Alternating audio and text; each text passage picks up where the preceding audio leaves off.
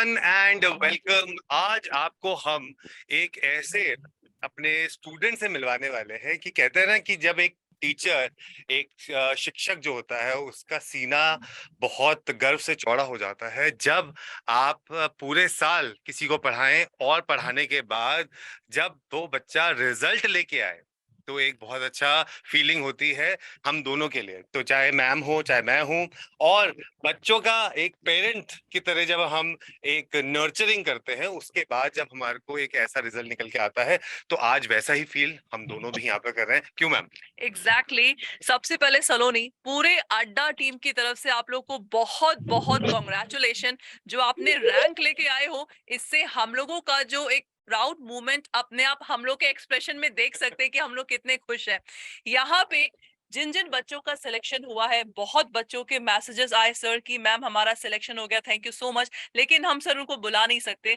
लेकिन सलोनी हमारी दिल्ली में ही रहती हैं, लेकिन स्टिल ये आ नहीं सकती गुड़गांव तक। लेकिन हम लोगों ने भाई एक मीटिंग रखा है सो दैट ये सेशन उन कैंडिडेट्स के लिए भी बहुत हेल्पफुल है जो अभी से एमएससीटी का प्रिपरेशन कर रहे हैं। और सर हम लोग का रिजल्ट ऐसा आया है कि रिजल्ट ऐसा आया है कि भाई बच्चे अभी से सर हम लोग का बैच कब बनेगा, बैच कब बनेगा। बिल्कुल बिल्कुल। ठीक है, तो हमारे साथ यहाँ पे विजेंद्र सर और आदित्य सर भी जुड़ गए हैं इस सेशन में। विजेंद्र सर, मैं अभी सलोनी से बात कर रही थी, सलोनी को सबसे ज्यादा डाउट करंट अफेयर में था, लेकिन आपके सेशन से शी इज वेरी इम्प्रेस्ड। क्या बात है सलोनी, तो कैसा लग रहा है बेटा? थोड़ा जो डर था खत्म हुआ करंट अफेयर का? अभी भी बच्चों को डर था एमएचसीटी वाले, और अब कैसा लग रहा है? काफी कॉन्फिडेंस आ गया था एग्जाम से पहले, स्पेशली करंट के पार्ट्स में। So thank you so much for that. And बहुत आपकी बढ़िया, वीडियो बहुत बढ़िया, बहुत बढ़िया। पहले तो मेरी तरफ से आपको बहुत बहुत कॉन्ग्रेचुलेशंस कि आपने बहुत ही अच्छा मेहनत किया। और देखिए, हमारा काम है आपको पढ़ाना। हम आपको अच्छा कंटेंट लाके दे सकते हैं, अच्छा पढ़ा सकते हैं। अल्टीमेटली लास्ट एंड जो है वो आपके ऊपर, आप उसको ग्रैप्स कितना करते हो, आप उसको कितना मेहनत करते हो, उसके ऊपर आपने मेहनत की है, उसका रिजल्ट आपका हमको दिख भी रहा है।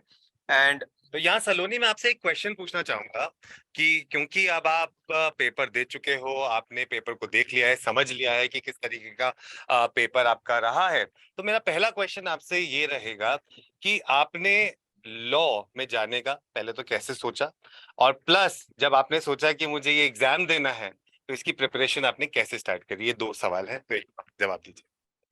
लॉ का प्लान तो मेरा मतलब 12th स्टैंडर्ड से ही था। एंड मैंने क्लैट का एग्जाम भी दिया, उसमें मेरी 3000 के अराउंड रैंक आई थी।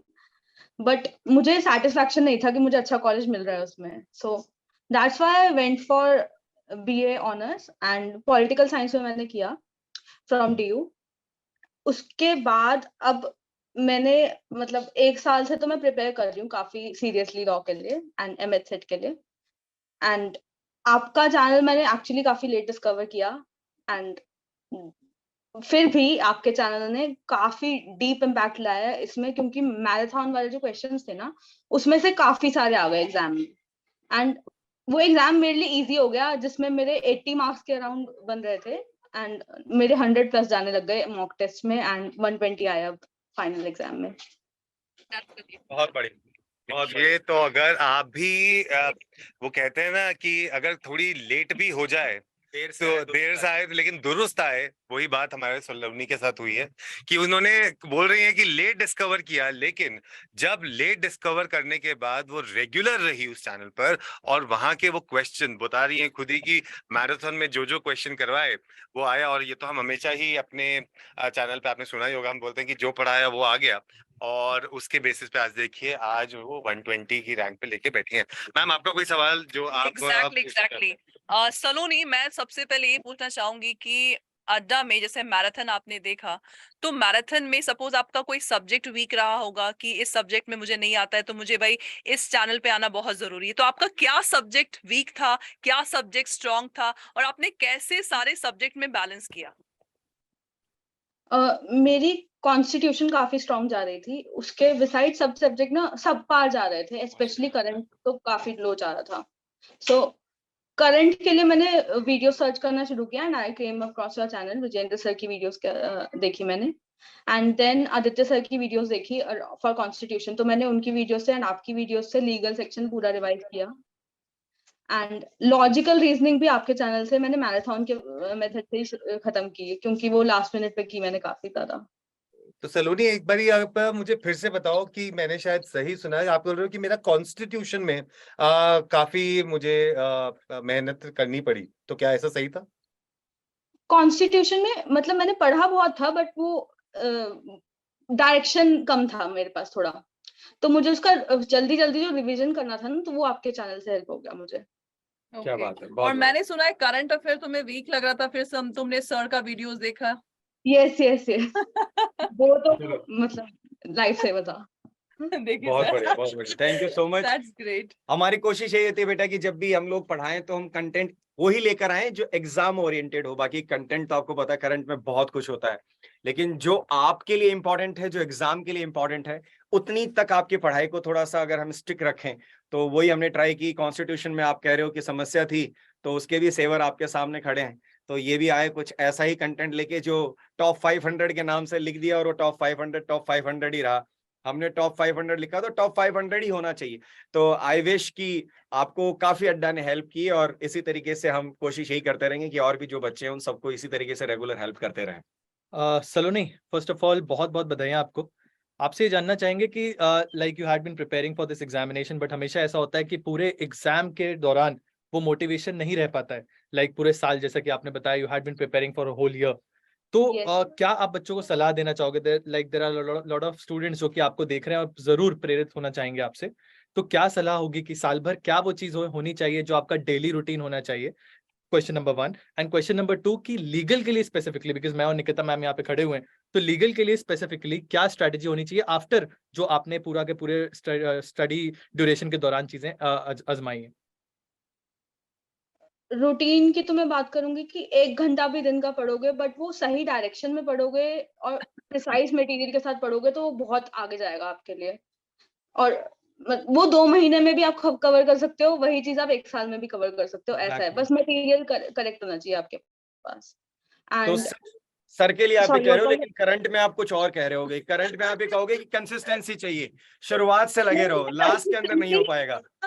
नहीं, करंट नहीं हो पाएगा, लास्ट में बिल्कुल नहीं हो पाएगा। उसको 2-3 महीने कम से कम चाहिए, उसके ऊपर फोकस करके 3-3 घंटे पढ़ना पड़ेगा दिन का। वेरी करेक्ट बेटा। Exactly. Every exam needs very very much of consistency. अगर आप कंसिस्टेंटली किसी भी एग्जाम को प्रॉपरली अगर तैयारी कर रहे हैं, तो वो जो लास्ट का जो लोड होता है वो खत्म हो जाए। क्योंकि लास्ट में तो हम वैसे भी मैराथन्स के साथ होते हैं, लास्ट में तो हम वैसे भी अंतिम वार जैसी सीरीज के साथ होते हैं जो आपको सिर्फ रिवीजन करवा रही होती है। तो आपके कॉन्सेप्ट्स, आपके किस तरीके की आपके एप्लीकेशंस हैं, अगर वो आपने बहुत पहले तैयारियां की हैं, तो साल भर की तैयारी के बाद में आप लास्ट में और अच्छा परफॉर्म कर सकते हो। वेरी गुड यार बेटा, बहुत बढ़िया सलोनी। जी सलोनी, So- आप इंग्लिश के बारे में कुछ बताना चाहें प्लीज? इंग्लिश की तैयारी आपकी कैसी रही? इंग्लिश मुझे सर की वीडियोस ने एक्चुअली हेल्प किया वो कैब में। मेरी वैसे अच्छी है, टचवुड मेरे को अच्छा आती है इंग्लिश। रीडिंग का काफी शौक है इसलिए। तो बट सर की हेल्प से ना मुझे वो क्वेश्चंस फिगर आउट करने में हेल्प हो गई कि कौन सा एक पार्ट मेरा वीक जा रहा है। For example sentence jumble sentences वगैरह वीक जा रहे थे, बिकॉज अगर आप नॉवेल वगैरह पढ़ोगे उसमें तो सेंटेंस की कोहेरेंस काफी कम रहती है, एंड अजीब अजीब सेंटेंसेस भी बन जाते हैं उसमें। तो वो थॉट प्रोसेस निकाल के थोड़ा एग्जाम पर्सपेक्टिव लाने में मुझे हेल्प हुई। Okay, that's great. बिल्कुल, ये बच्चा देखिए, बाकी लोगों को भी बता दूं कि अगर आप एक रीडर हैं तो ये सारी चीजें आपके लिए काफी हद तक बहुत सिंप्लीफाई हो जाती हैं। तो अगर जंबल सेंटेंसेस में भी सलोनी को प्रॉब्लम आ रही थी, लेकिन वो उसको ओवरकम करके जल्दी से इसलिए कर पाई क्योंकि उसको एक लॉजिकल कनेक्टिव्स पता है कि किस तरीके से मुझे कहाँ पर जोड़ के एक यानी कॉम्प्रिहेंसिव पैराग्राफ बनाना है। तो ये तो बहुत अच्छी बात करी आपने सलोनी। और रीडिंग के लिए आपने बात छेड़ी है, तो मैं आपसे पूछना चाहूंगा कि आप अपने अब जूनियर्स को क्या सलाह देना चाहेंगे कि रीडिंग क्यों इंपॉर्टेंट है? हम हमेशा बोलते हैं न्यूज़पेपर आपको पढ़ना चाहिए, नॉवेल्स आप पढ़िए, तो कोई भी लॉ एग्जाम जब आप करते हैं, what is the importance of reading in that? Yeah, before you speak, Saloni, I would like to hear it from the lion's mouth itself. Sir, novel पढ़ना ज्यादा बेहतर है कि newspaper? Okay, so I would say that both have their own specifics. अगर आप newspaper पढ़ते हैं तो न्यूज़पेपर के आपके वो कहते हैं ना, एक पन दो काज हो रहे हैं कि आपके करंट अफेयर्स भी अच्छे हो रहे हैं प्लस आपकी रीडिंग भी अच्छी हो रही है। नॉवेल्स में क्या होता है, you get a feeling of skimming the passage, और वो स्किमिंग आपको रीडिंग कॉम्प्रिहेंशन में बहुत काम आती है। तो इसलिए नॉवल पढ़ें तो आपको एक फायदा मिलेगा, और अगर आप न्यूज़पेपर पढ़ेंगे तो आपको वहां से वोकैबुलरी, वहां से करंट अफेयर्स, प्लस वहां से आपको ये भी मिलेगा कि किस टाइप के पैसेजेस आपके एग्जाम में आ सकते हैं। तो ये दोनों एग्जैक्टली सो जो भी यहाँ पे पहले कैंडिडेट्स इस वीडियो को देख रहे हैं, जितना हो सके इस सेशन को आप लोग शेयर करिए, वीडियो को लाइक करिए, और आप लोग भी अपने क्वेश्चन यहाँ पे कमेंट बॉक्स पे पूछ सकते हैं। और जैसा कि अभी हम लोग के साथ रीजनिंग वाले सर नहीं है, हनी सर, उनका भी काफी हेल्प है सलोनी के एग्जाम में, बट स्टिल हम ये मैसेज उनको पहुंचा देंगे सलोनी। सो सलोनी, बस एट लास्ट हम यही पूछना चाहते हैं कि जो भी हमारे फ्यूचर कैंडिडेट्स हैं, जो फ्यूचर एस्पिरेंट हैं, उनके लिए क्या सलाह है, उनको प्रिपरेशन कब से स्टार्ट करनी चाहिए? प्रिपरेशन ओवरऑल, जैसे सर ने कहा कि न्यूज़पेपर एंड रीडिंग का काफी बड़ा रोल है, एंड इसी एग्जाम में नहीं, अगर आप एनएलसैट जैसे एग्जाम देते हैं जिसमें रीडिंग कॉम्प्रिहेंशन का काफी डेप्थ का रोल है, तो रीडिंग की तो आपको एज अ हैबिट ले लेना चाहिए, टेकअप कर लेना चाहिए, specially if you aspire to be a मतलब आप ये कहना चाहते हैं कि डेली सुबह न्यूज़पेपर एनालिसिस उनको देखना चाहिए? Yes yes yes, the Hindu is actually very very helpful. अगर वो एक साल तक वही कवर कर लिया तो करंट आपकी कवर्ड है अच्छे से। गुड। मैं आपसे एक और सवाल पूछना चाहूंगा जाने से पहले, कुछ आप अगर सोर्सेज बता पाएं कि कहाँ से बच्चे को कौन कौन से सोर्सेज रेफर करनी चाहिए for a paper like this.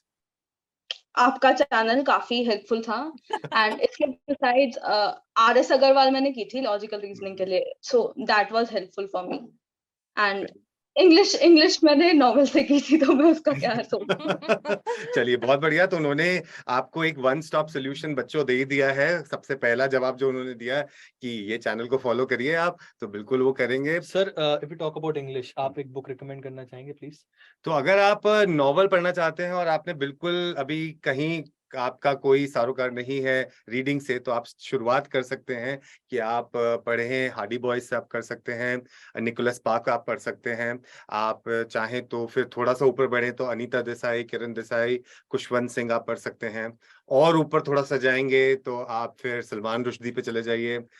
ये सारी बुक्स आप पढ़ सकते हैं। और एक मेरी पर्सनल फेवरेट बुक है, वो आप पढ़ना चाहें तो जरूर पढ़िए, द अल्केमिस्ट। वहां से आप स्टार्ट करें कि आप उसको पढ़ना शुरू करें। वो आपको एक पर्सपेक्टिव भी देगी, प्लस आपको एक रीडिंग से प्यार भी जरूर दे देगी। और प्लस जी विजेंद्र सर, आपसे पूछना चाहेंगे करंट अफेयर्स का क्या स्ट्रैटेजी आप बताना चाहोगे बच्चों को? सर, करंट अफेयर्स की स्ट्रैटेजी तो एक ही है, कंसिस्टेंसी। सबसे इंपॉर्टेंट है करंट अफेयर्स में कंसिस्टेंसी, क्योंकि जो भी बच्चा कभी अपना माइंड सेटअप कर ले कि जैसे सलोनी ने कहा कि 2 या 3 महीने में प्रिपरेशन अच्छे से की जा सकती है, लेकिन करंट अफेयर्स में वो भी आके ही कहेंगी, हर बच्चा ही कहेगा करंट अफेयर्स को आपको डेली बेसिस के ऊपर प्रिपेयर करना चाहिए और शॉर्ट नोट्स बनाते हुए चलिए। क्योंकि अब आप क्लैट की तैयारी कर रहे हैं, तो क्लैट के अंदर 360 degree general knowledge with your current affair पूछा जाता है। तो आपके पास अगर कोई भी एक बहुत इंपॉर्टेंट आर्टिकल आता है, आप उस आर्टिकल को पढ़ें, उसके साथ में उसकी रिसर्च 360 डिग्री बैकग्राउंड के साथ में करें और उनके नोट्स बनाते हुए चलें, टॉपिक वाइज बनाएं। अगर पॉलिटी बना रहे हैं तो पॉलिटी के नोट्स सारे एक जगह होने चाहिए। अगर आप किसी भी इकोनॉमिक रिफॉर्म के बारे में करें तो इकोनॉमी से रिलेटेड सारे के नोट्स आपके एक साथ होने चाहिए, ताकि जब आप रिविजन करें तो आपको एकदम से गुत्तु मित्तु नहीं हो गए, बोले इधर भी ये पढ़ा उधर भी वो पढ़ा है। आपका एकदम सेटल्ड पूरा कोर्स है वो आपके सामने रखा है कि मुझे यही पढ़ना है, यहाँ से ये चीज पढ़नी है।